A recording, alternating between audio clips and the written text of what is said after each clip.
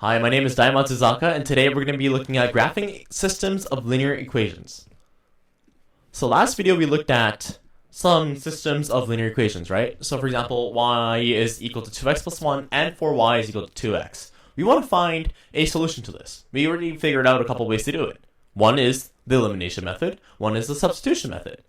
Right now I'm going to try to use the elimination method and get rid of the 2x from both sides. So we have 4y is equal to 2x, and we have y is equal to 2x plus 1. Well, if I subtract that function from the other function, you get minus 1, 2x minus 2x is 0, 4y minus 4y is 3y, so y is equal to minus 1 over 3. And then you can find out x through subbing into this equation here, or either one works, but it's simpler on this side. Then 2x is equal to 4y, and 4y, well, y is minus 1 over 3. So x is just equal to minus 2 over 3. Done. Easy. Solved. So what does this actually look like in a graph, right? And here is the following visual. The intersection of the point right here of the function right here, the green dot, is actually the exact coordinate that we found out, which were minus 2 over 3 and minus 1 over 3.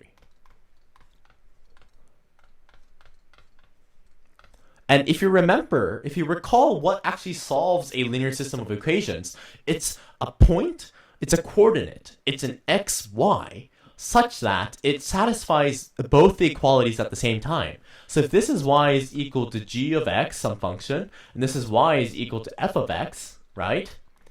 We want a pair of x, y such that this equality and this equality both hold. Well, what's a graphical point in which these very separate different functions both hold at the same time? Well, it's exactly when they intersect. It's when they cross each other. That point is actually, inside of both of the functions, meaning that at the same time, both of the functions will be satisfied, given that intersection. So if you're given a question saying, what is the solution to this linear system of equations? Well, look, there's an intersection. You're done. Look at this right there. If you just read the graph, then you can find the solution. Let's let y is equal to 2x and y equals to 2x plus 1. We'll do the substitution this time. So we already have the y is equal to 2x. So we've isolated for y. Let's plug that into the other function. You get 2x is equal to 2x plus 1. And lo and behold, both of these cancel, and you get 0 is equal to 1. Contradiction. That's just not true. So we can't find a solution, as we have described before. And what do we know from last video? This has to be a parallel function. And take a look. That's it. The blue one is 2x plus 1. The other one is 2x. Is equal to y. Is equal to y. So if some pair xy were to satisfy one or the other, so let's say xy satisfies this one.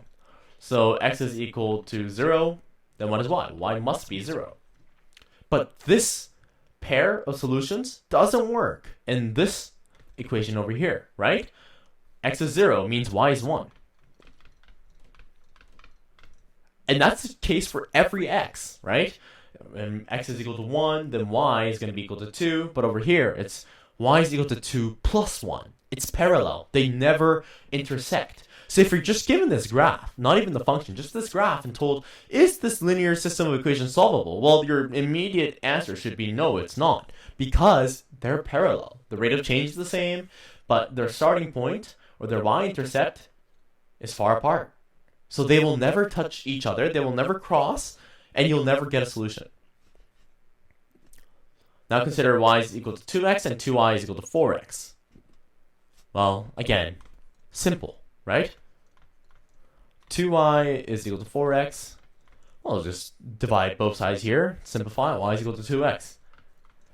And look at that, right? I mean, it's just one function. It's the same thing. So we know that there's infinite solutions to this. Any pair of solutions that satisfy this equation, this one equation, it will satisfy both equations because they're actually the same equation, as you can see from the graph. The graph is just one line.